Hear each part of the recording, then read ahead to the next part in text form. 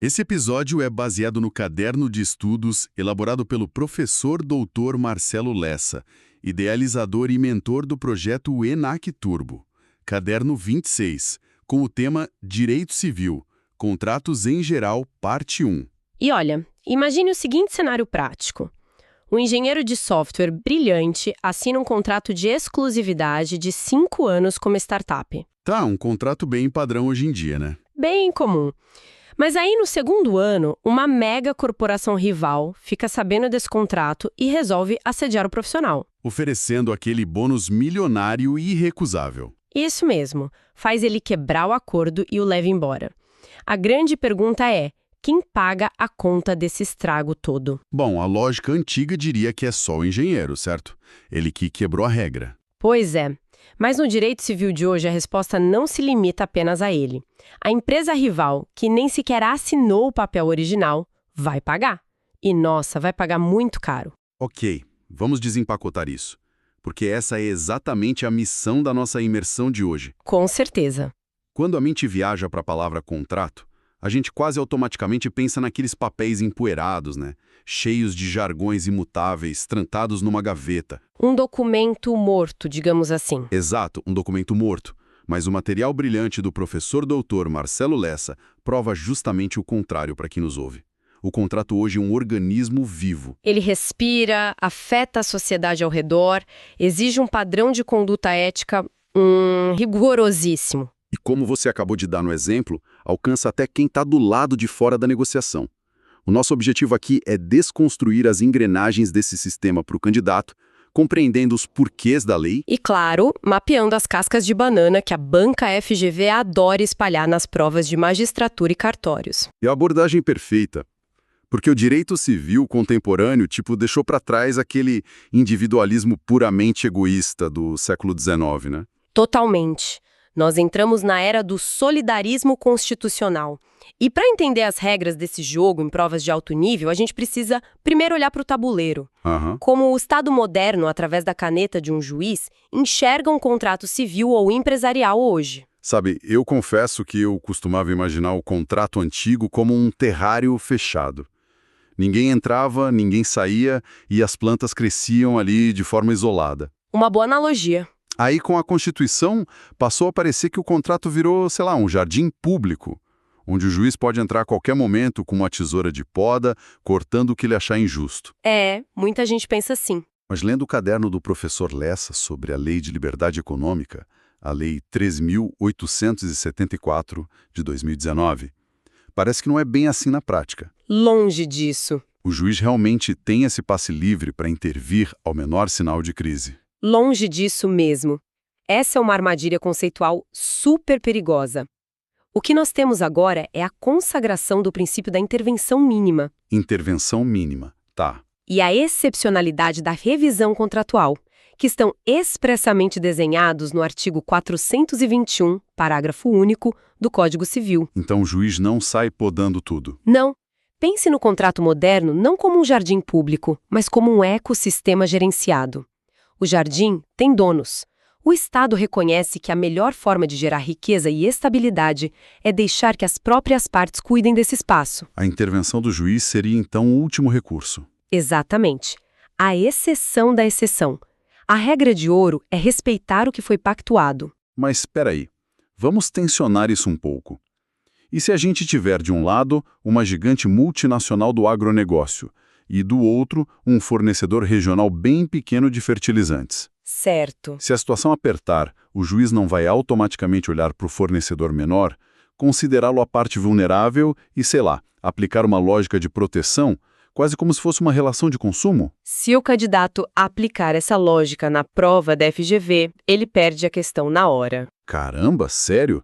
A disparidade financeira aí é óbvia. É óbvia, mas aqui entra o que o professor Lessa genialmente batizou no material de presunção ouro. Presunção ouro.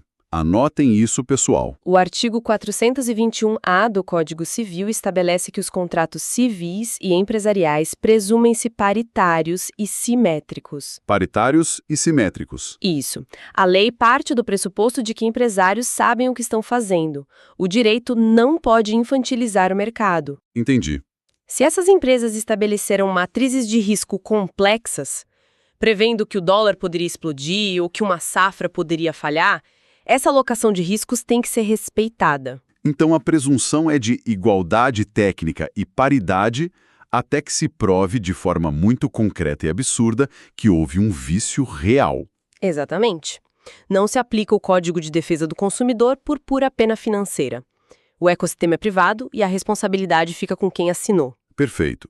Mas isso nos leva de volta ao cenário daquele engenheiro de software que você abriu a nossa análise. O caso da startup. Isso.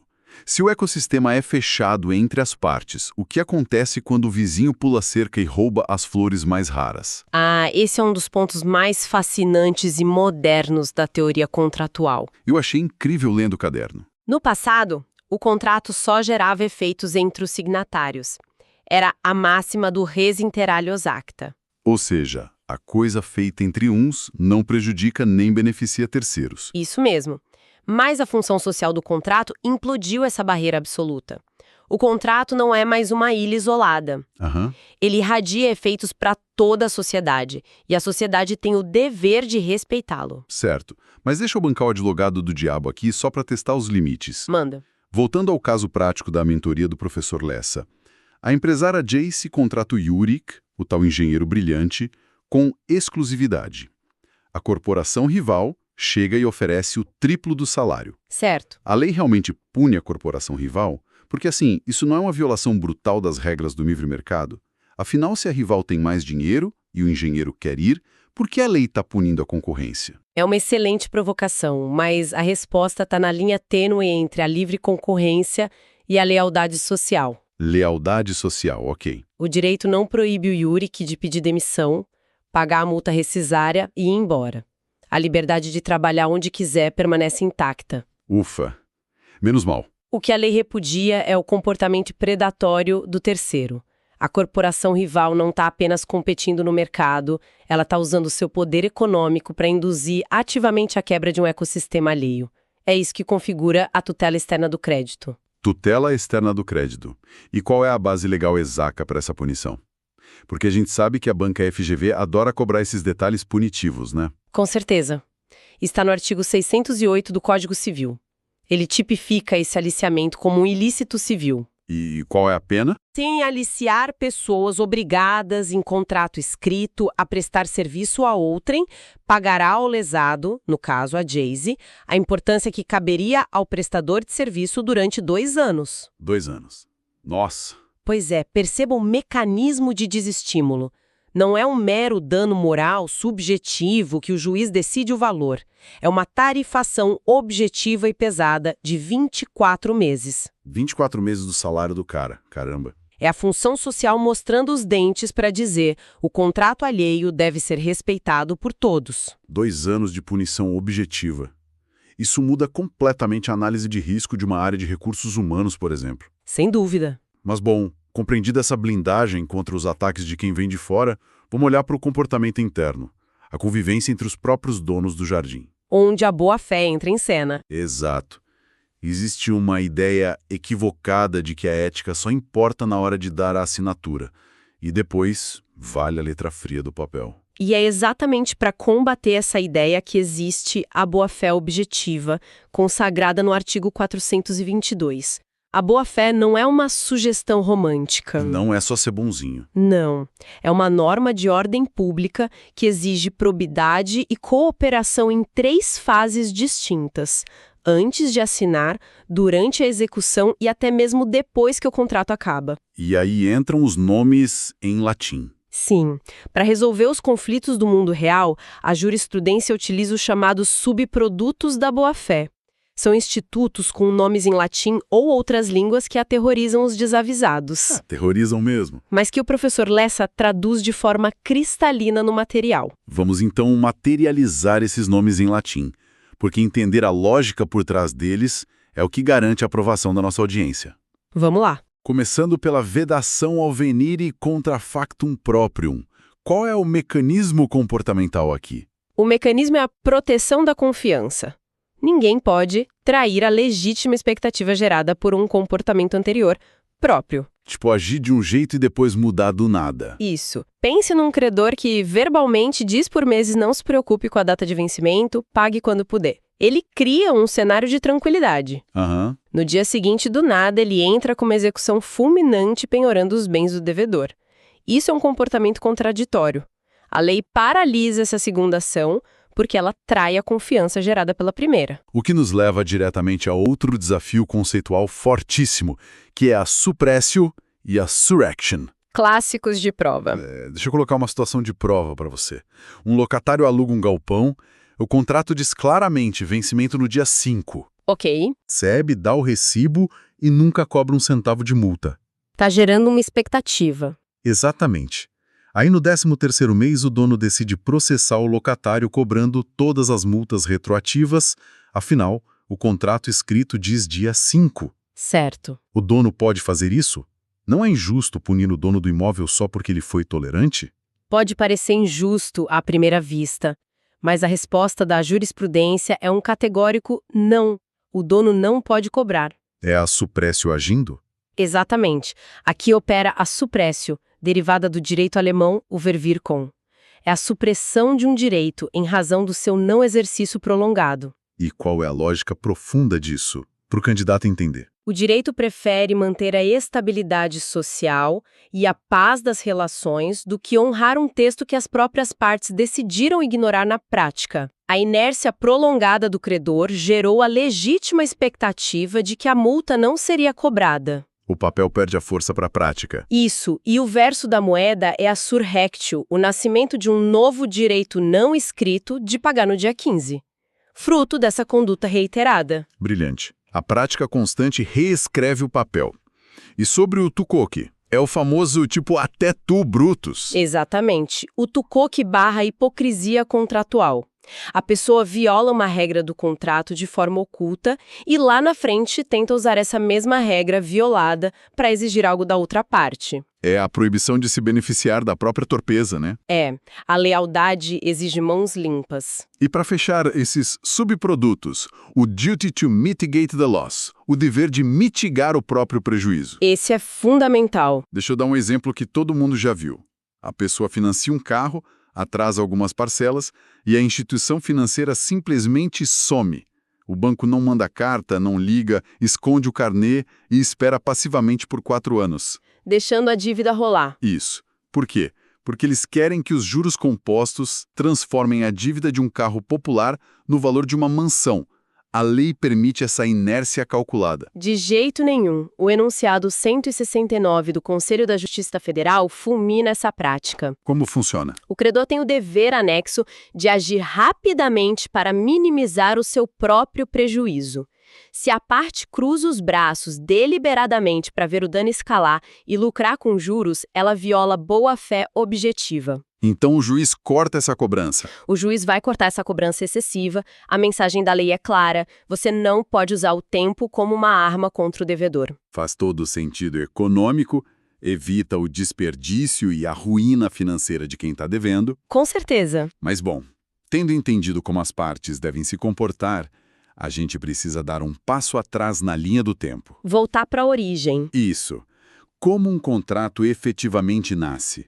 Principalmente na era digital, onde ninguém senta na mesma mesa se os contratantes estão em estados diferentes, no chamado contrato entre ausentes. Uma realidade super comum hoje. Eu costumo brincar que a mágica acontece quando alguém lê o e-mail de "eu aceito", mas o material do projeto ENAC Turbo diz outra coisa, não é? Diz outra coisa porque o Brasil adota como regra geral a teoria da expedição, prevista no artigo 434 do Código Civil. Teoria da expedição. O contrato não nasce quando a outra parte lê, e sim no exato instante em que a aceitação é expedida. Peraí. Quando a pessoa aperta o enviar no e-mail ou quando o funcionário dos Correios carimba a postagem da carta de aceite, o negócio jurídico ganha vida. Mas por que a expedição e não o recebimento?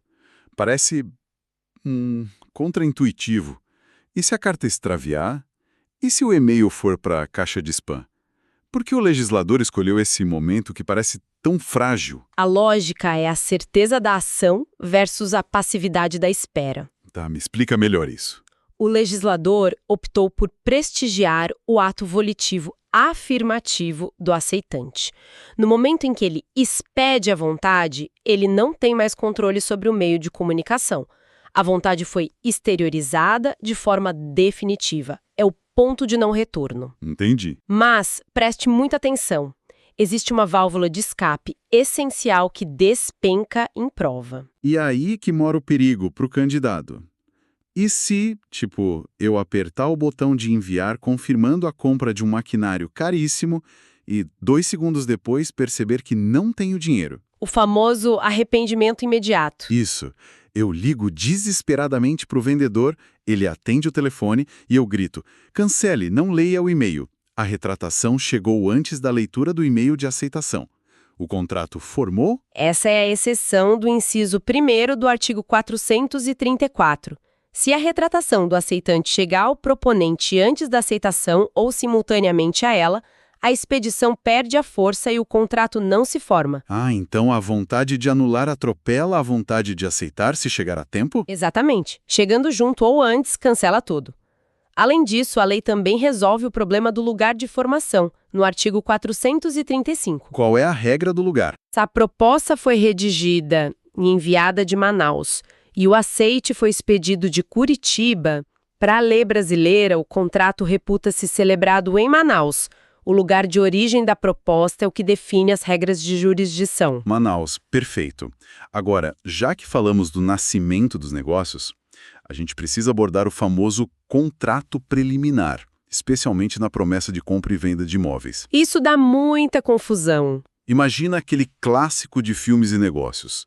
2 pessoas em um restaurante decidem comprar e vender uma fazenda gigante e anotam as regras num simples guardanapo de papel. Um clássico. Sendo uma fazenda que exigiria escritura pública no tabelionato, esse guardanapo tem alguma validade jurídica como contrato preliminar? Tem validade total e restrita. Num guardanapo. Sim. O artigo 462 é claro ao dizer que o contrato preliminar deve conter todos os requisitos essenciais ao contrato a ser celebrado, exceto quanto à forma. A forma é livre. Exceto a forma. Isso.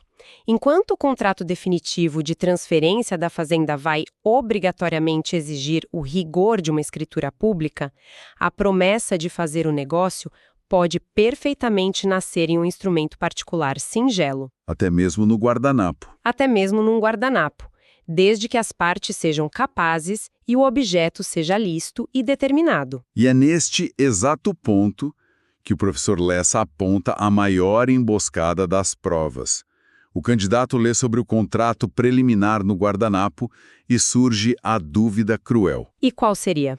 Imagina que eu paguei a fazenda inteira, com base nessa promessa particular. Mas o vendedor, de má fé, se recusa a ir ao cartório assinar a escritura definitiva. O famoso caloteiro. Isso. Para que eu possa ir ao judiciário e pedir a adjudicação compulsória, forçando o juiz a transferir a propriedade para mim, eu preciso ter registrado esse guardanapo ou esse instrumento particular na matrícula do imóvel antes. Se você olhar a letra fria do parágrafo único do artigo 463, vai achar que sim. E é aí que a jurisprudência salva o comprador e reprova o candidato desatento. Então a resposta é? A resposta é um imenso não. O Superior Tribunal de Justiça editou a súmula 239, que estabelece que o direito à adjudicação compulsória não se condiciona ao registro do compromisso de compra e venda no cartório de imóveis. Mas espera aí. Se eu não preciso registrar para obrigar o vendedor a me dar a escritura, para que diabo serve o sistema de registros de imóveis, então? Qual é a lógica do STJ ao dispensar isso? A lógica é puramente de boa-fé e combate à burocracia usada como escudo de calote. Explica melhor. Historicamente, vendedores recebiam o dinheiro todo, não assinavam a escritura, e quando o comprador ia à justiça, o vendedor dizia: mas ele não registrou a promessa, então o juiz não pode me obrigar. Nossa, usavam a lei para dar golpe. Exato. O STJ olhou para isso e disse: entre as partes que assinaram, o vínculo é pessoal e forte o suficiente. A falta de registro não anula a obrigação de quem prometeu. Faz todo sentido. Agora, para que serve o registro? Ele serve para garantir eficácia erga omnes contra terceiros absolutos. Contra o resto do mundo. Exatamente. Se você registra a promessa, o vendedor não consegue vender a mesma fazenda para uma terceira pessoa de boa fé, porque o mundo inteiro passa a saber que a fazenda já está prometida a você. Perfeito. O registro protege contra o mundo, a súmula 239 protege contra o caloteiro. Um belo resumo. Essa explicação resolve a vida de qualquer um na hora da prova. Entender o porquê do STJ intervir ilumina tudo, né? Com certeza, facilita muito a memorização. Agora, para quem está com a prova batendo na porta, a gente precisa ativar a memória de curto prazo. O caderno do projeto ENAC Turbo traz um fichamento estratégico espetacular. Aquele resumo de ouro. Sim. Em vez de lermos uma lista burocrática, vamos testar todos os 9 pontos de ouro desse fichamento em um único super cenário. Um verdadeiro teste de fogo para nossa audiência. O desafio está aceito. Lance o cenário, vamos ver. Certo.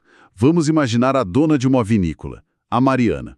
Ela faz uma proposta por carta lá do Rio Grande do Sul para comprar terras vizinhas de uma enorme corporação agropecuária paulista. Ok, de gaúcha para paulista. Isso. A corporação aceita também por carta e assina um contrato preliminar num papel simples de caderno. No meio da safra, a máquina principal quebra. Problemas à vista. Pois é. Mariana aluga uma colheitadeira através de um contrato de adesão padrão que traz uma cláusula minúscula onde ela renuncia ao direito de pedir reembolso por consertos vitais, as benfeitorias necessárias. Sei. Para piorar, uma vinícola rival assedia e contrata o enólogo exclusivo da Mariana. E, por fim, a Corporação Paulista se recusa a passar a escritura das terras vizinhas, alegando que o contrato preliminar de caderno não foi registrado. Caos total. E ainda tem mais. A corporação pede revisão judicial do preço, alegando ser a parte vulnerável, exigindo que Mariana também entregue os galpões de sementes, já que a corporação havia doado alguns barris gratuitos a ela meses antes. O caos está armado. Como o fichamento resolve tudo isso? A corporação não pode pedir revisão livremente, porque a intervenção judicial é excepcional, o juiz atua com intervenção mínima. Perfeito, anotado. Ponto 2. A alegação de ser vulnerável cai por terra pela presunção ouro. Entre empresas, os contratos presumem-se paritários e simétricos. Nada de tentar usar a proteção do direito do consumidor aqui. Maravilha. E sobre o contrato preliminar no papel de caderno para comprar as terras? Ponto 3 na nossa análise. A forma no contrato preliminar é livre. Ele só precisa ter os requisitos essenciais do definitivo, exceto a forma pública. Portanto, é super válido. E o registro? O que nos leva ao ponto 4. A corporação não pode usar a falta de registro para negar a escritura.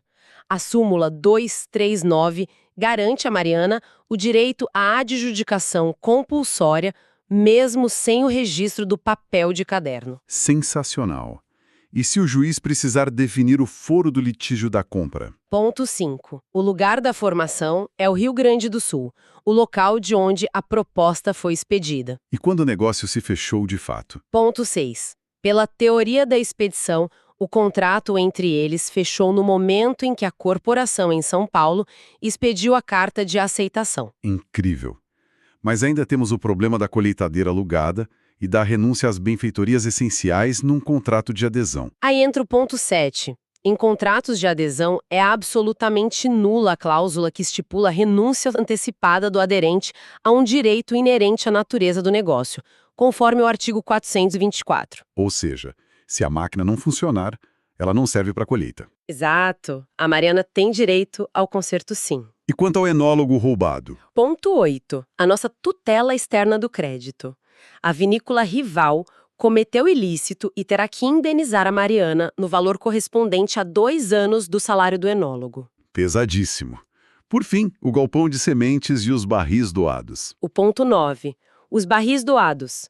Negócios benéficos e gratuitos exigem interpretação estrita, segundo o artigo 114. Interpretação estrita. Isso.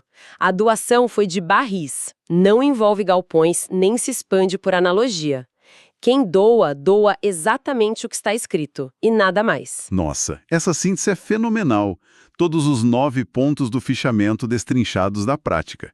Para quem vai enfrentar essas questões complexas, essas conexões lógicas salvam a pontuação. Salvam vida na prova. E para amarrar esse conhecimento todo de uma maneira que ninguém esqueça, eu recorro à reflexão genial que encerra o material do professor Lessa. Por favor. Nós não estamos apenas decorando leis. O contrato, na visão moderna, deixou de ser um instrumento de tirania, onde o mais forte massacrava o mais fraco, atrás da letra fria da lei. Verdade. Para os futuros profissionais de magistratura e cartórios, o balcão de atendimento, o selo e a caneta não são apenas itens de burocracia. São ferramentas poderosíssimas de pacificação social. Ferramentas de paz. Lindo isso. Quando o operador do direito orienta uma simples assinatura pautado na boa-fé e na função social, ele retira do judiciário toneladas de litígios estéreos e devastadores. O direito civil, no fundo, é sobre desenhar a confiança entre as pessoas para que a sociedade prospere em paz. É uma responsabilidade gigantesca e fascinante, né? Com certeza. Que essa análise ilumine a caminhada até a aprovação. Uma excelente preparação a todos os candidatos. E para quem está nessa jornada de estudos intensos com a gente, queremos saber qual é a próxima barreira que precisamos derrubar. Desejam algum assunto específico do edital? Alguma jurisprudência nebulosa para as nossas próximas análises? Deixem suas sugestões. E, cumprindo o nosso compromisso obrigatório, podcast produzido a partir do conteúdo do projeto ENAC Turbo, sob autoria e orientação do professor Dr. Marcelo Lessa. Se esse conteúdo te ajudou, não esqueça de se inscrever no canal e ativar o sininho das notificações. Assim, o YouTube te avisa imediatamente assim que o próximo resumo for liberado. Até a próxima!